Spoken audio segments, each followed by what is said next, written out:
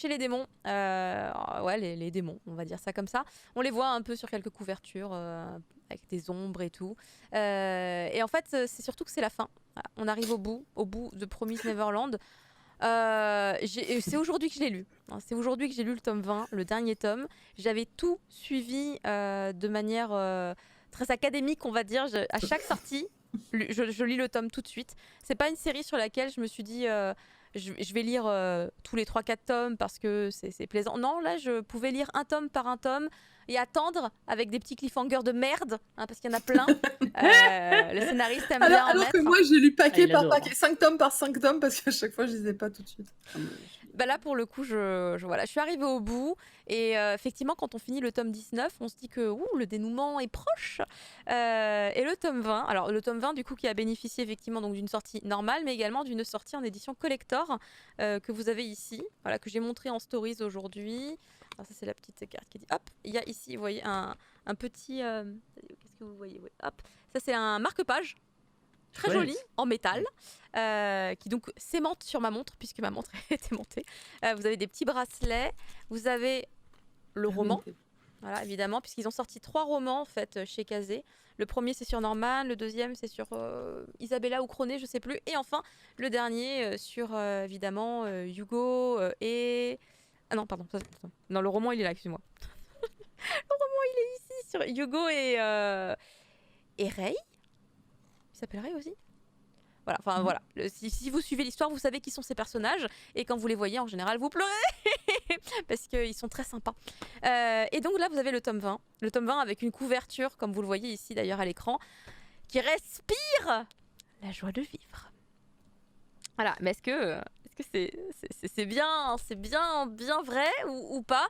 Évidemment, je ne répondrai pas à cette question dans cette review, mais parlons un peu de l'œuvre globalement qui donc a commencé. Le postulat de départ était quand même assez nouveau pour un titre du Jump, et d'ailleurs ce que j'ai trouvé assez émouvant, c'est que dans le tome 20 il y a un petit message de la part des créateurs tout simplement qui remercient les gens qui ont cru en eux, qui ont cru en leur projet, parce qu'en fait il n'y avait rien dans leur histoire et dans leur concept qui se rapprochait d'un autre titre du Jump au moment où ils ont réussi à entrer en fait dans le Jump, parce que déjà ils ont surtout une héroïne. C'est principalement Emma qui guide les troupes, on va dire, et c'est dans un cadre et un contexte avec un scénario qui ne ressemble pas en fait aux mécanismes habituels qu'on peut retrouver dans quand même beaucoup de shonen qui sont disponibles dans le Jump. Le Jump, c'est quand même quelque chose de très spécifique.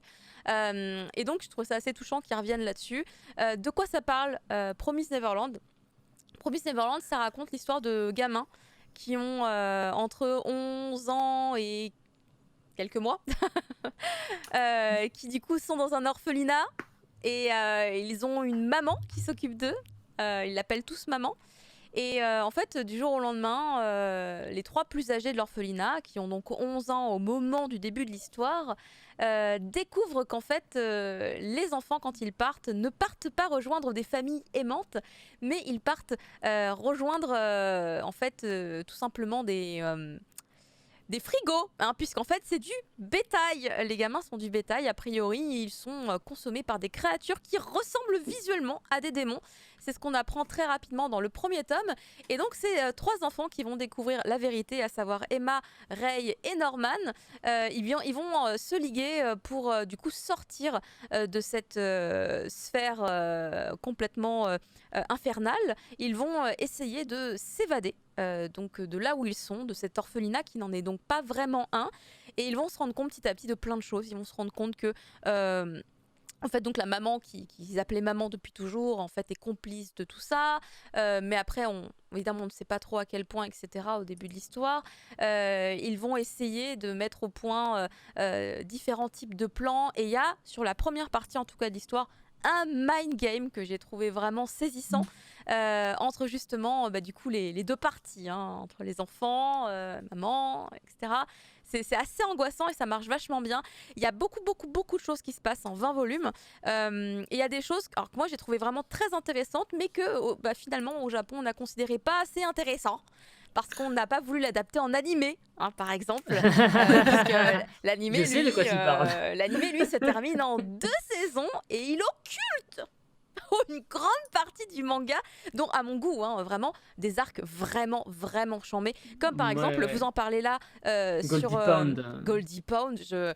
Quelle angoisse! J'ai adoré tout l'arc de Goldie Pound. Moi j'adore Goldie Pound. Ah, vraiment, j'aimais beaucoup tout l'ensemble décor, vraiment beaucoup de choses. Et en fait, effectivement, au fil des 20 tomes, beaucoup de réponses arrivent très doucement parce qu'il y a tout un mystère sur le lieu où on se trouve. Parce que nous, on pense, notre réalité. Mais en fait, dans le contexte de cette histoire, ils sont dans quoi? Ils sont dans un monde d'heroic fantasy, ils sont dans notre monde, ils sont dans quoi? Et donc, il y a beaucoup d'éléments de réponses qui vont être dispatchés au fur et à mesure des différents volumes.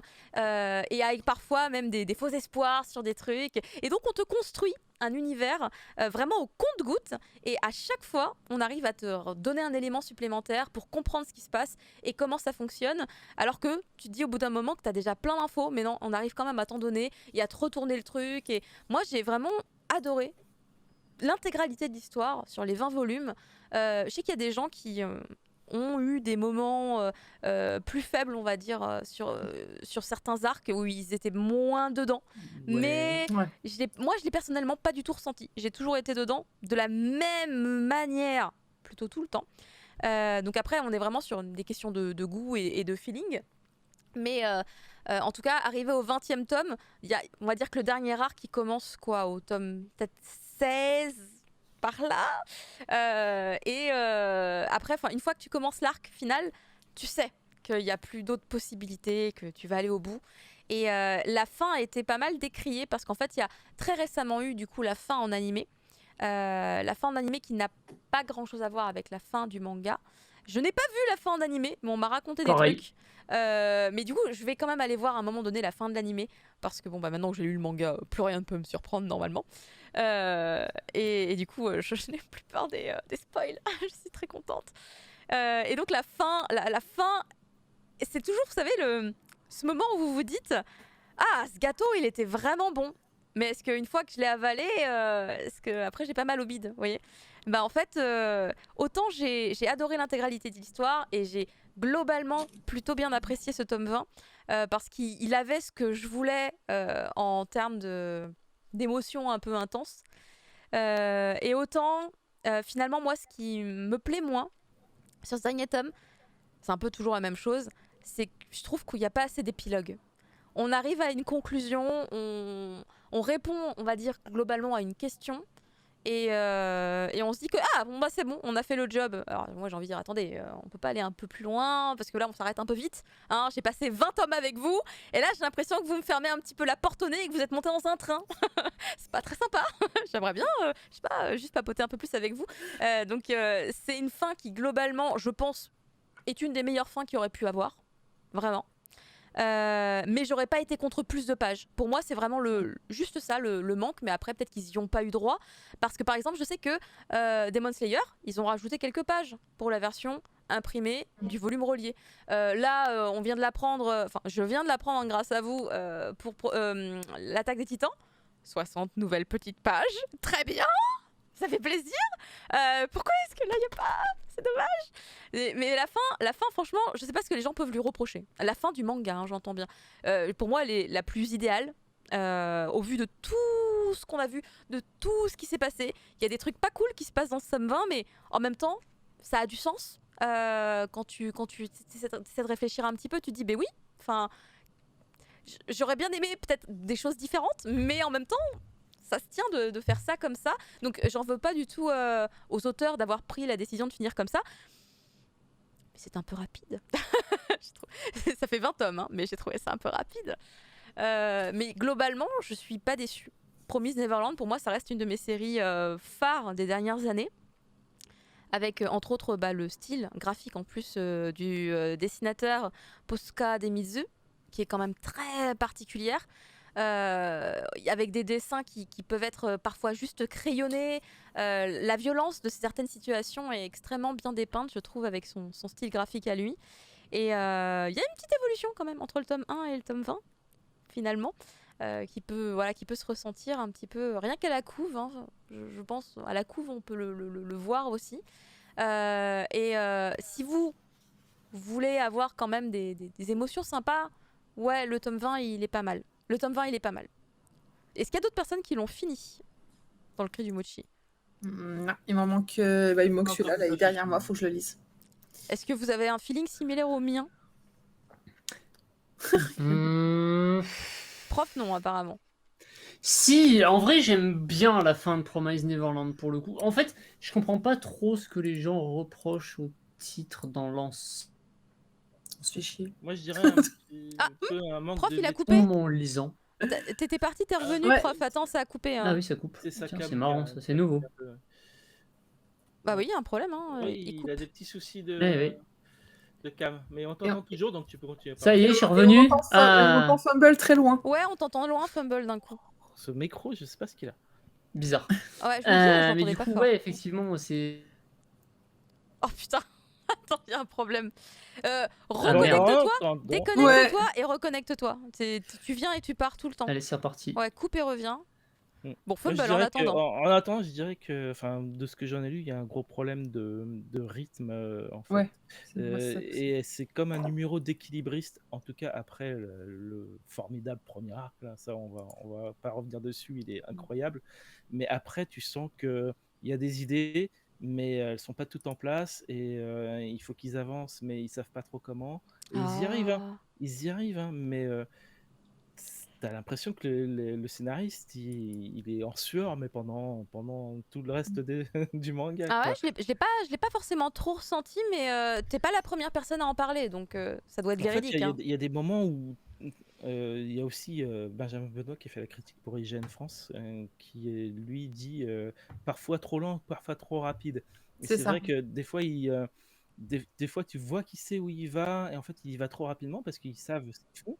Et puis des fois, ils freinent parce qu'ils savent pas trop bien, et Ton Je micro vois ce que tu veux dire. qu'ils retrouvent enfin, la suite, quoi. Donc, ils traînent un petit peu en longueur histoire de trouver les idées, et après, ça repart plus vite.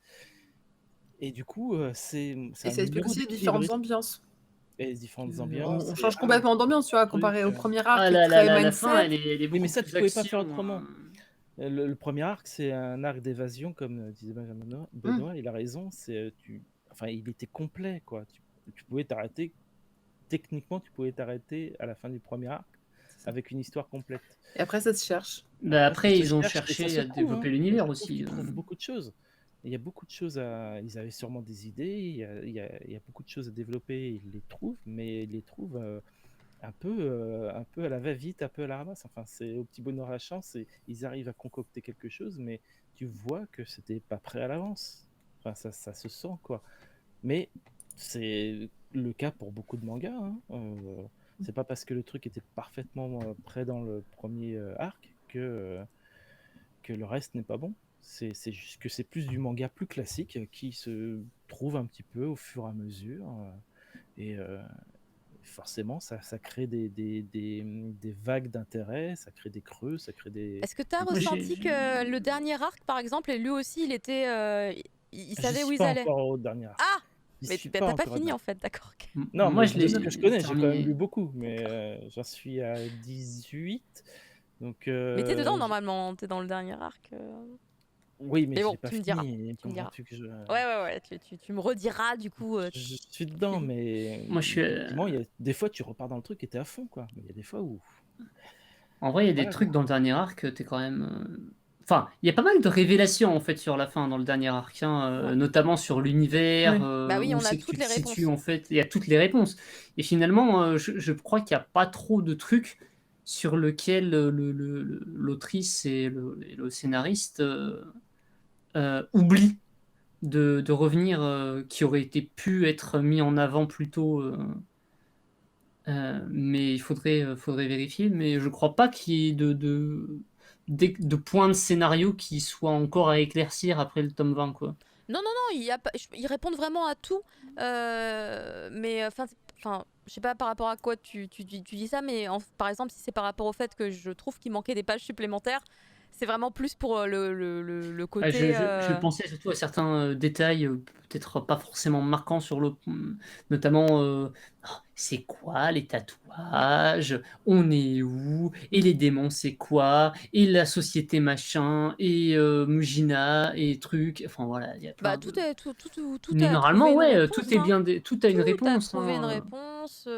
Ça, à ce niveau-là, Et c'est clairement, il n'y pas a trop, et pas. c'est pas trop mal fichu en vrai de ce côté-là. Même si peut-être que ça change clairement d'ambiance par rapport à l'arc La Grande Évasion, quoi. Mais on est quand même sur quelque chose qui arrive à bien retomber sur ses pattes comme titre. Et la fin est satisfaisante pour une fois.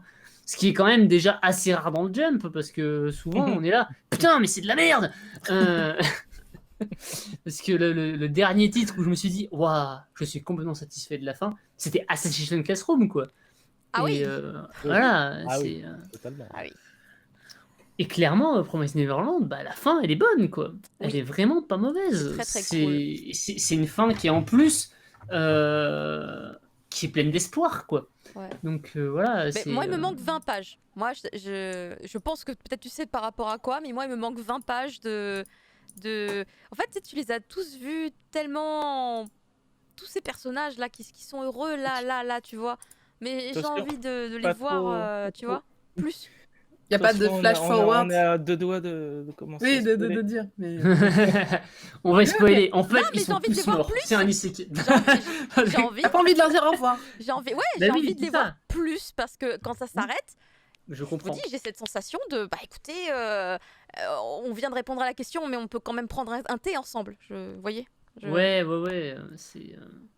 Je comprends ce que tu veux dire, c'est vrai, mais non, je pense qu'elle est bien comme ça, la fin, c'est satisfaisant. Moi, je suis satisfait de cette Alors fin. quelqu'un disait tout à l'heure, je crois que c'est Eria sur le chat, qu'il y a eu quelques petites pages supplémentaires qui sont après la fin pour l'exposition qu'il y a eu au Japon. Et du coup, je me dis, ah, je veux les lire.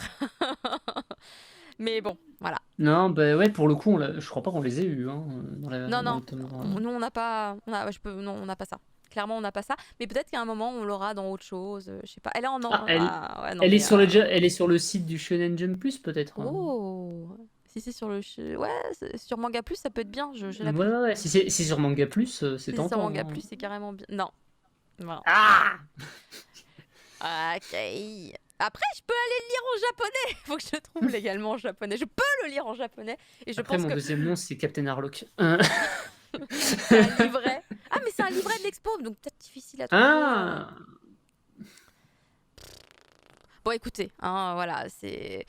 Peut-être un jour, on aura ce Ouais. petit plus. Voilà, ce serait vraiment. Bah, pour moi, pour soulager mon Kokoro, ce serait bienvenu. Mais globalement, je suis très contente de l'œuvre dans sa globalité. Pour moi. Pour le coup, je trouve que c'est vraiment un bon titre. Bon, Puis en plus, il est totalement. pas si long, quoi. Non, 20 tomes, 20 tomes, c'est vas-y. bien. hein. 20 tomes, c'est bien. Bah tiens, c'est marrant, il y avait un titre qui se finissait vachement bien, ça s'appelle Assassination Classroom, il terminait à peu près en même format. Franchement, je me demande s'il n'y a pas un truc à tirer là. Au-delà de 20, ça va pas. Un truc comme ça. Si t'étales, c'est nul. C'est pas vrai, il y en a qui s'en sortent très bien. Après. En tout cas, voilà, c'est un très Ça gros suffit. titre du Jump des dernières années. On vous le Ouais. recommande vraiment chaudement si vous l'avez Oui. pas commencé. Et j'espère pouvoir à l'occasion revoir un autre titre par ces deux créateurs. Et moi Pareil. maintenant... Putain, encore un grand écart. Grand écart. On va au cirque quasiment. D'ailleurs, on fait des grands écarts avec de la souplesse. On va rejoindre Tomino la maudite de Oh là là. chez Casterman Saka qui nous a fait une incroyable et sublime...